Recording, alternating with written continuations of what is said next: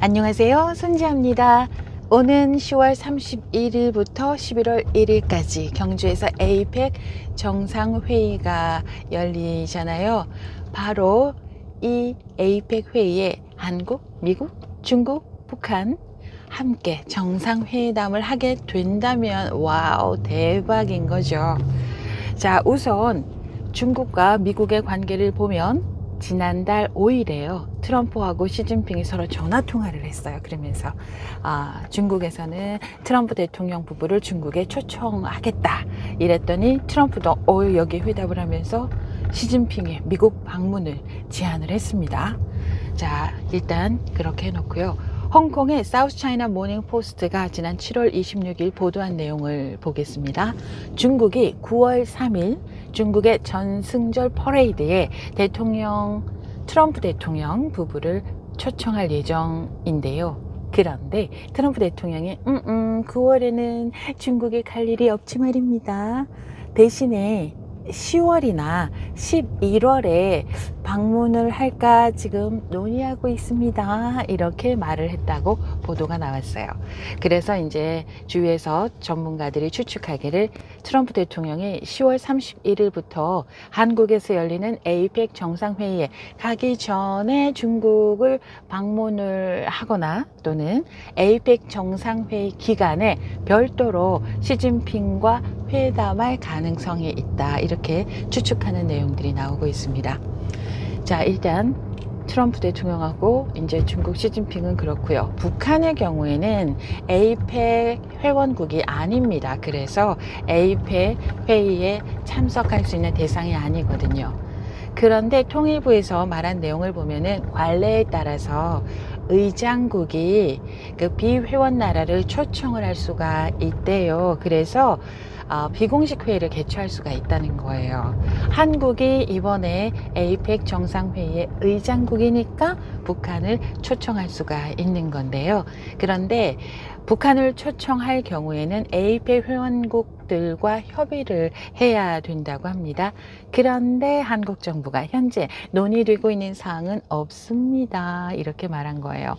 그러니까 한국 정부 차원에서 현재까지는 공식적인 논의가 없다라고 설명을 한 거였습니다. 하지만 아직까지는 10월 31일까지는 시간이 있으니까 어떤 일들이 벌어질 수도 있겠죠. 일단 한국은 지난 16일에 에이펙 20개 회원 나라 정상들에게 초청 편지를 보냈다고 합니다. 그래서 러시아 그리고 중국은 참석할 듯 한데, 만약에 러시아하고 중국이 참석하면 미국이 빠질 수가 없지 않겠어요? 아주 좋은 기회이지 말입니다. 일단 트럼프 대통령은 노벨 평화상 엄청 받고 싶어 하잖아요. 아니, 오바마가 받았는데 내가 받지 못할 이유가 없지 않겠습니까? 그래서 노벨 평화상을 받으려면 이와 관련한 업적을 하나 둘 자꾸 쌓아놔야 되는데, 이럴 때 김정은과 한번 만나는 깜짝 행사가 있다면 많은 도움이 될 수가 있겠죠. 자, 그러면은 최근 한국과 북한의 관계를 보겠습니다. 윤석열 정부 당시에는 아주 차갑게 얼어붙었죠. 그런데 이재명 대통령이 취임하자마자 약간 따뜻한 분위기가 흐르고 있습니다. 6월 12일에 북한에 보내는 확성기 방송 중단했거든요. 그러니까 북한도 곧바로 대남 소음 막 보냈던 거요. 그 방송 바로 중단했잖아요. 그리고 또 국정원이 이런 발표를 했어요. 북한에게 보냈던 인민의 소리, 희망의 메리, 자유 FM, K뉴스, 자유코리아 방송, 이런 것들의 송출을 이달 들어서 순차적으로 중단했다고 합니다. 그리고 지난 14일 밤 12시 텔레비전 애국가를 끝으로 모든 송출을 멈췄다고 하는 거예요. 그러니까 북한의 단타 라디오 방송을 보냈던 그 방송 모두, 그리고 텔레비전 방송 모두를 다 중단한 거였습니다. 그러니까요, 곧바로 여기에 북한이 또 반응을 보였습니다. 우리 남한 쪽에서 북한에 보내는 그 방송을 막기 위해서 북한은 또 방해용 전파를 엄청 많이 쐈대요. 10개가 넘는 방해용 전파를 쐈는데 그 가운데 10개의 방해용 전파 송출을 멈췄다고 합니다. 이제 2-3개 정도만 남았다고 하네요. 그러니까 우리 한국이 북한에 좀 부드러운 그런 조치를 취하면은 북한도 여기에 매번 맞춰가지고요 뭔가 합니다. 행동을. 이런 거 보면은 남북의 대화를 다시 시작할 가능성이 좀 있지 않나, 전문가들은 이렇게 추측을 하고 있는데요. 예전에는요 우리가 뭐 좋은 조치를 취하면 즉각 이렇게 응답한 적이 없었거든요. 근데 이번에는 정말 예상하지 못할 정도로 북한의 반응이 즉각 나타나고 있다는 겁니다.